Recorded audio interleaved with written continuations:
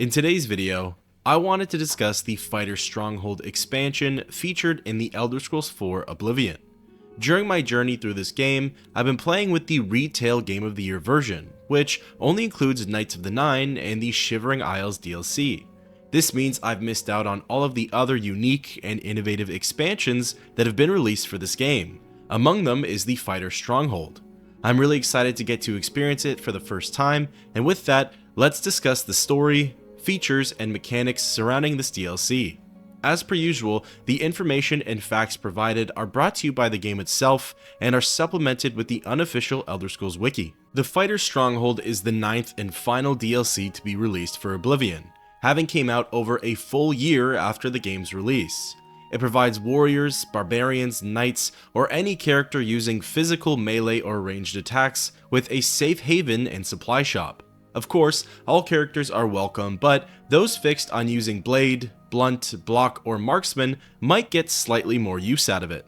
As soon as the expansion has been installed and the game started up, the player will immediately receive a quest notification.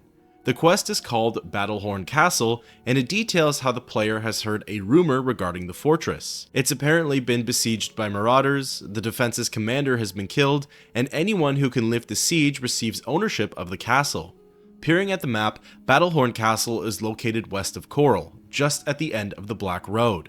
Fast traveling to a nearby location and making the trek, where there was once a barren flat field, the player will begin to see a castle appear on the horizon. It looks like one that you might see in a major city. Massive sturdy stone walls and towers, banners draped off the side, and a portcullis to control the entrance. Nearing the gates though, you'll spot a group of marauders camped outside. Getting in closer, they aggro onto you and the fight begins. The marauders themselves aren't too different from ones that you might find in caves, ruins, and forts. They're level to the player, fight with appropriate gear, and will perish just as easily. There are 4 marauders to deal with, and once the battle is over, the player continues onwards through the entrance. There are multiple dead bodies sprawled out on the ground, some marauders and others nobles. A red guard named Lord Kelvin can be found amongst the carnage. He was donning a steel armor set and fought with a war axe. However, the most unique part of his gear is the shield of Truehorn laying right beside him. It's similar in fashion to a steel shield, but is decorated with the same emblem and artwork from the banners. Going a bit further into the castle courtyard, the player will see a soldier clad in more steel armor wandering around. Getting in close, his nameplate describes him as a Battlehorn man-at-arms. This is indeed a dark day for all of us left. But I thank you for risking your own life to help us. Here, take this. It'll tell you all you need to know. As the newest master of the castle, I bid you welcome. Peering at Lord Kelvin's will, it reads, Last Will and Testament. I, Lord Kelvin, son of Jaren, and sworn knight of the Truehorn, upon my death, do hereby bequeath Battlehorn Castle and all her lands, dependents, and chattels to the bearer of this document. Such an unusual document requires some explanation. I resort to such measures out of desperation. I pen this while Battlehorn Castle lies besieged by a hand of ruthless marauders, with little hope that any of us will survive. Besieged, I say, although this petty battle would have not even been rated a footnote in the great days of the Knights of the True Horn. We have fallen on hard times indeed. I will entrust this document to my last faithful retainers, with instructions to destroy it in the last extremity. Although I accept that I may have provided the means for my murderers to legally take the lordship of Battlehorn Castle, so be it. To the new lord of Battlehorn Castle, whoever you are, know that you inherit a stronghold with a proud tradition.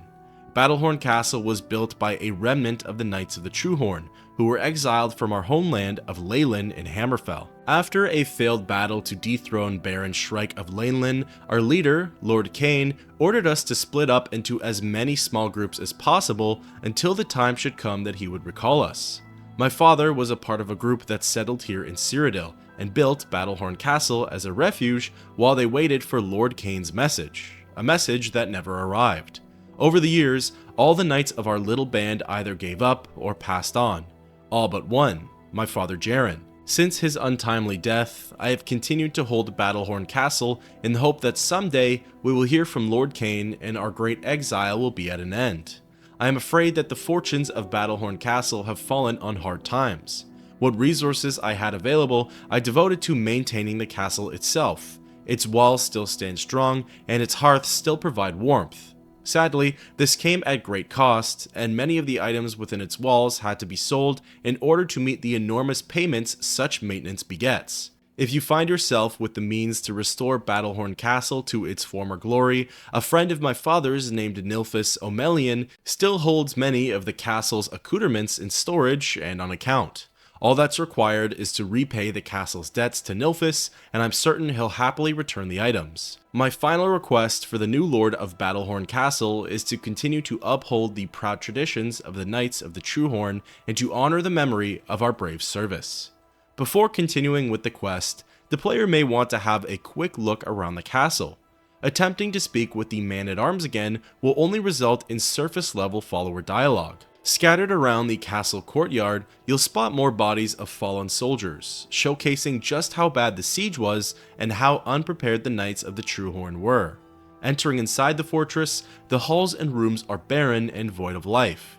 The castle itself is massive, with many nooks and crannies to explore, but each room is empty and lacks any sort of charm or character. Even though the siege may have only begun recently, the castle was certainly in ill repair and undermanned for quite some time. Deciding to pay a visit to Nilfis Omelian, the player fast travels to the Imperial City Market District and enters inside of the Merchant's Inn. Within, you'll spot a dark elf, one whom you'll recall not ever seeing around here before. Allow me to extend my congratulations on your daring victory. I am at your service. I have everything you need to make the place more livable. Here, take this list. Nilfis gives the player a written rundown of every single expansion and addition that can be added to the castle. The first of which is the kitchen. Nilfis promises to supply it with everything the player needs, including a cook, Plautus Rosonius, the former head chef at the Tiber Septim Hotel. Next is the bedroom, which he says will be fitted with the most luxurious furnishings and appointments. It will be overseen by a maid who has previously been in the employ of other nobles. Then there's the library. He details how it'll be stocked with books and filled with the appropriate furnishings. Next is the dining area. Omelian says that it will be cleaned up and refurbished to the best of his abilities, so much so that it'll be the new entertainment area. Then there's the barracks. He says that your money will be able to buy an experienced mercenary captain's services as well as 2 more men-at-arms. As for the training room, he'll employ a weapons master who can spar and practice with you and your men. The candidacy is left as a secret. Then there's the trophy hall. A taxidermist will be employed, and they'll be able to make lifelike trophies of Cyrodiil's toughest creatures. Lastly is the wine cellar. Nilfis says that he'll use the services of Talon to create a mix of unique beverages, potions, and alcohols. Talon is actually the brother of Tamika, one of the vintners out in Skingrad. There are 8 basic upgrades to buy, each of which are valued at the same price.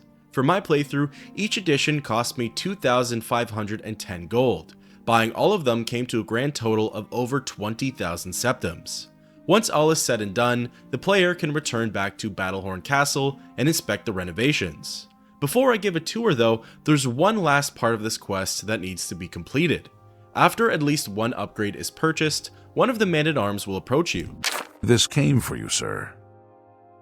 Peering at Nilfis' note, it reads, "I hope you are pleased with your recent purchase. I recently learned of an item you might be interested in, an ancient Dwemer forge still in working condition. It's guaranteed to facilitate all armor and weapon repairs. I know that a person of your means and discrimination would never balk at the price of 3,000 gold, which barely covers my own expenses, much less the cost of shipping it to Battlehorn Castle. I look forward to doing business with you soon." Returning back to Nilfis and purchasing the Dwemer Forge, that concludes the journal-based quest for the Fighter Stronghold. It's short and sweet, and now it's time to take a look at the castle. Starting with the courtyard, it contains a big open space for the player to roam around in. On the inside wall, right before the gate, there's a handle that controls the portcullis, allowing the player to secure their defenses. On the southeastern side of the courtyard, there's a small stable which can hold and nurture your horses. On the northwestern side, there's a smithy and small hut. The smithy actually holds the Dwemer Forge, and upon getting close to it, the player receives a temporary greater power called Dwemer Fireheart. The power gives you an active effect which fortifies your armor or skill for 15 points. A neat tidbit from the unofficial Elder Scrolls pages describes that how since this is bestowed upon the player as an effect and not an enchantment, the skill appropriate perks are given to the player. For example, if you're standing near the forge and have a level 35 armorer skill, you'll be bumped up to Journeyman, allowing you to repair magical items. Beside the forge is a hut, which is where the smith, Niels, and his companion Hjalti reside. Niels unfortunately doesn't offer any unique dialogue. Like all smiths, he can repair any piece of weapon or armor you want. Even though you are the lord of the castle though, Niels still requires a fee for the repairs. The rest of the courtyard is rather simple. There are stairways on either side that lead up to the ramparts. The ramparts have walkways that lead into the castle towers as well as the gatehouse. The gatehouse doesn't offer much beyond a few containers and a nifty little drinking spot that would satisfy Orgnulf Hairylegs. Moving on to the castle's interior, the tour begins in the Great Hall. The entrance area has display cases, an altar of Julianos, a podium, and some stairwells leading up to the second floor. There are multiple passageways that interweave throughout the castle, making it feel a little confusing for the first-time visitor. Wandering through the rest of the Great Hall, there's a bigger area at the back which contains 5 more podiums. Connecting the north and south spaces is a hallway which leads to the other rooms and zones. The upper level of the Great Hall consists mostly of walkways and connecting points that also lead to the other rooms and zones of the castle. The NPCs who were brought along with the castle's upgrades roam freely around the grounds. Castellan Athen is the captain of the garrison here, and he too doesn't offer much in the way of unique dialogue. The northwestern section of the hall leads to the guard barracks. The barracks are spruced up and feel more lively than the other ones the player might have seen throughout the game. They contain 2 separate rooms. One side is for Castellan and the other is for the men-at-arms. The northwestern side of the castle also holds a door leading down into the basement. The basement section consists of a bunch of interconnected hallways and holds quite a few amenities. Coming from the northwestern side, the player is likely to first run into Talon down in the wine cellar. Just outside of the brewery is Talon's modest sleeping quarters, and the Red Guard can usually be found lingering around this area. What can I do for you, sir?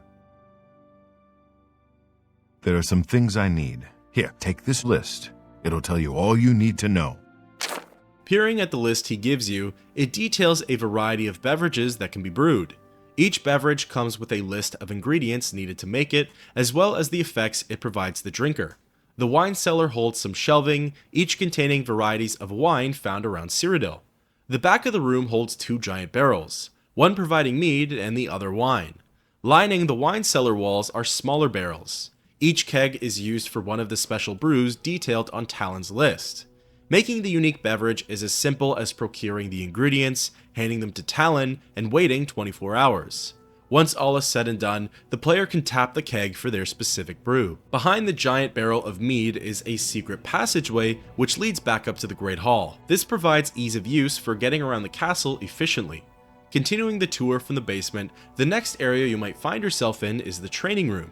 It's outfitted with dummies, targets, and punching bags. There's a small selection of weapons to choose from depending on what you'd like to train with. The secretive weapons master and trainer is an orc named Shagro Gro Uzug. It's my pleasure. Please continue. Sure, I need a weapon. The choice is yours. All right, come on. Sparring with Uzug allows for the player to train their combat skills in a low-risk environment. By the training room is Uzug's personal quarters.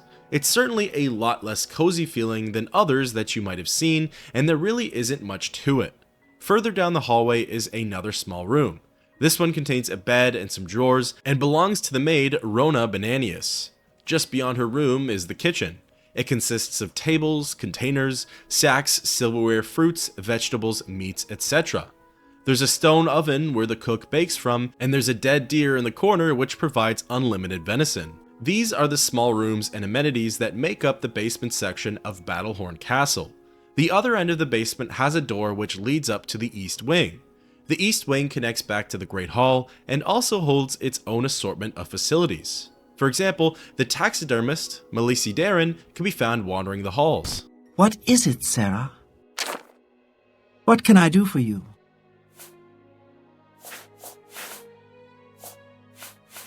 In order to make the taxidermies for the castle, she needs a portion of said creature brought to her, so pelts for the animals and claws, teeth, or horns for the beasts. The so-called trophy making room itself is very interesting, but it doesn't provide or contain anything uniquely useful for the player to utilize. There is a note on Darren's desk, which is fascinating as it details her process for preserving her creations, but that's about it. Continuing along the East Wing, you'll eventually be brought into the dining area. It contains one long table with 14 seats, allowing for more than enough space for the castle's residents to sit at. As mentioned before, Plautus Resonius is the fortress's new cook. What can I do for you, sir? A little food and drink will do you some good. Certainly. Here you are. Anything else? He offers provisions for the player, resulting in small pick-me-ups. Other than an already glorious bear taxidermy at the back of the room, the East Wing ends just about here, and it's on to the towers next. There are two of them, the North and South Towers, and to be honest, similar to the Gatehouse, they act as small hideouts and shortcuts for the player to get around the grounds. They do have ladders that lead all the way up to the top, allowing for a unique view of the Colovian Highlands. Before, I brought up the NPC of Rona Bananius. Speaking with her, she offers the exact same services as Plautus, providing food and drinks. She does also have the option of becoming a follower. Rona tends to the private quarters, which is the last obvious section of the castle to cover. The private quarters can be accessed via the second floor of the Great Hall. They're arguably the nicest section of the castle and contains many decorations for added immersion. There are several nooks to the room. One contains a small dining area, offering a table, tableware, and some cabinets. Another holds a small office setup, consisting of shelves and a desk. The back of the quarters holds the library expansion. There's a table, a sitting area, and of course, multiple shelves full of books. Many of these are skill books, which can benefit the player. The last portion is the bedroom itself. There's more furniture, display cases, a fireplace, foliage, a bed, and a chest. The chest actually contains Lord Kelvin's Bulwark, an enchanted heavy shield that fortifies health for 45 points, endurance for 10 points, and block for 17 points. It's identical in appearance to the Shield of Truehorn. Lastly, if the player wants to spruce up the Great Hall, Melissy can be approached and the taxidermies can begin. Forcing a 24-hour wait, the player can make their way out into the Great Hall and bear witness to Darren's creations. After all the supplies are handed to Melissy, creatures are placed on their podiums in the hall and add a little bit more charm. For some reason, the Daedroth is placed in the front entrance, while the bear, Clanfear, wolf, minotaur, mountain lion, ogre, and troll are all in the back. At first glance, it may feel that this is all there is to the expansion. However, the castle holds a deep and dark historic secret. Up in the private quarters section, the player may find themselves inspecting the library. After a little bit of investigation, the player will find that there's a movable pillar just beside the recessed archway. Triggering it lowers a false wall, revealing a small room. The room has several containers, chests, a hatch leading to the Highlands, and most importantly, an old journal belonging to Lord Jaren. It reads, "I hope I have done well. I don't know. Perhaps I should tell the others, but what hope would they have then? I will have to tell Kelvin one day when it is time for him to assume the lordship of the castle. He, at least, may forgive me as I am his father. I must collect my thoughts. Cain returned last night while the others were gone to the city. Thank Onsi it was only myself and Garridan, faithful friend. I have sworn him to secrecy. He was only too happy to let me take responsibility for what he did. Later, I am more resolved than ever, but the others must never find out. They must never know what Lord Cain has become, our liege lord. We sacrificed everything for him. I will set it all down here, clearly so that others may judge whether I have done right or wrong. When Garridan woke me to tell me that Lord Cain had arrived, I was overjoyed at first. Garridan's grim face soon warned me that all was not well, but he would not tell me what was wrong. Only that Lord Cain was accompanied by Ariel Gerard, a name to freeze the blood, a Breton battle mage of sinister reputation in Laneland. Lord Cain was waiting in the Great Hall with Ariel Gerard. He was heavily cloaked, unsurprisingly, as it was a foul night, but I wondered why he had not removed it upon entering the castle. I greeted Lord Cain warmly, ignoring his companion for the moment, but when he spoke, it was only haltingly and with a grating edge that I had never heard before. "Where are the others?" was all he said. Ariel Gerard quickly intervened, explaining that Lord Cain was unwell and needed a place to rest. By the time Cain was abed, I was fully alarmed. He moved like an old man and barely spoke in my presence. He left a foul odor in his wake and remained cloaked until I left him in my chambers. I then demanded that Ariel explain herself, which she was only too willing to do. Her story was appalling. Apparently, Cain had perished in battle shortly after we left, but by her arts, she had returned him to life, and now planned to gather an army of knights to resume the war against Baron Shrike. Her eyes glittered with pride as she told me all this. She is so far gone in madness and evil that she actually believed that I would go along with her plan to install a necromantic puppet on the throne of Laneland. For all Baron Shrike's cruelties, he at least is mortal and will one day pass on the rule to an heir. Somehow, I was able to hide my shock from Ariel Gerard and pretended to agree to her plan. The other knights will need to have Lord Cain's condition explained to them before they see him, I told her. Otherwise, the surprise of seeing him may lead some to regrettable actions. Thinking quickly, I suggested that she tend to Lord Cain in the grotto until I had prepared the others. She agreed without suspicion. I wonder if her mind has become disordered by evil practices. My performance could have not been all that convincing. Once they were inside, I shut them in with Garridan's help. May Tuaka have mercy on Lord Cain's soul. As for Ariel Gerard, I wish nothing but endless night on her foul spirit. I've had workmen cover up the doorway. Only a few of the others were ever aware of that passage behind the training room. Luckily, Kelvin was not among them. I'll have to come up with some story to satisfy those who ask about the grotto, or tell them the truth and face the consequences. A quick pause on the story, but somewhat interesting. If the player takes the hatch leading out into the highlands, there's a setup containing a steel bow and some arrows. This spot makes for a fun area to take pot shots at the local wildlife. Also, if you didn't recognize the name, the Garridan that Lord Jaren mentions is the same Garridan that's the subject of the Tears of the Savior questline. Continuing on with the story, the journal calls for some sort of secret entrance down in the training area. The player descends to the basement and scours the room. You'll notice that there appears to be a false wall just behind the archery target. The blown out candelabrum right beside it acts as a trigger, and the hidden passageway brings the player to the castle grotto. The grotto appears to have once been a major part of the castle, but has obviously been sealed off and left abandoned. Progressing through the hallways, you're brought to an overlook which comprises of a dark and watery area. Just beyond, the aforementioned Lord Cain wanders the walkways as a skeleton, and Ariel Gerard now exists as a powerful Netherlich. Depending on your gear and how well the fight is spaced out, the two can prove to be difficult. Gerard is the heavy hitter, while Lord Cain has his own quirks, but mostly proves to be a nuisance. Once both of them are defeated, the castle's dark story finally comes to an end and gets rewritten in a more positive light. Battlehorn Castle has been revived, and the Knights of the Truehorn legacy lives on. Gerard's corpse holds her staff, a key, as well as an odd, decrepit note. The note depicts her descent into madness, her ascension to lichdom, and she even name-drops someone fairly familiar to the player. It reads, "Ignorant fool, I could have delivered Laneland to him, and more. But time is no consequence to me any longer. While he is growing old, I will be only growing stronger, to await the day when I will return to claim my rightful place among the powers of this world. The darkness is not so bad. I come to like it. My companion is not very talkative, but that is just as well. I see now that my procedure was somewhat flawed. The flesh was not fully imbued with life as I intended, but his spirit remains strongly bound. He will provide me with an excellent test subject, as long as I am careful to do no permanent damage. Sometimes I awaken and do not know where I am or what I've been doing. How to tell the passage of time here? Why should it matter to me? I believe the change is coming over me quickly now. My lord Mana Marco would be pleased. Deep night darkness. Sometimes sleep under moon invisible. Howl sweetly, so sweet. My darkness. Silence. The key on Gerard's body is used to unlock a chest down in the grotto. Submerged below the waters is a leveled container that's secured by a very hard lock. Opening it with the key brings riches and useful loot to the player.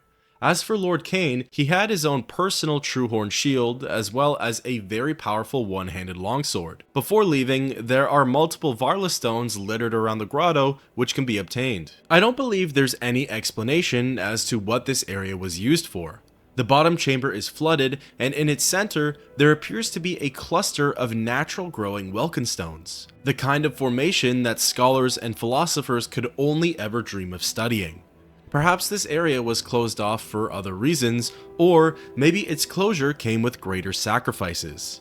Lord Cain's weapon is called Dragon Sword of Laneland, and has a very unique look to it. Its structure is identical to Shadowrend's from the Shivering Isles DLC. It deals base damage of 22 points, and has the enchantment of fire damage for 25, as well as absorb fatigue for 23. Wielding the Dragon Sword gives the player a lesser power called Dragon Breath. This acts as a destruction spell and deals 30 points of fire damage in 10 feet on target. Beyond that, there really isn't much more to this expansion. It doesn't offer as much content as, say, Knights of the Nine or the Shivering Isles, but that's because it serves a completely different purpose. It allows the player to assume lordship over a castle, run the inner workings, command the subjects, and create a special home out of a once failed fortress. It was intended to give warrior-like characters a safe haven, as the same goes for other classes with the other expansions. I enjoyed it for what it was, and I'm definitely going to be using it as my new base of operations. What are your thoughts on this expansion for Oblivion? And until next time, keep on adventuring.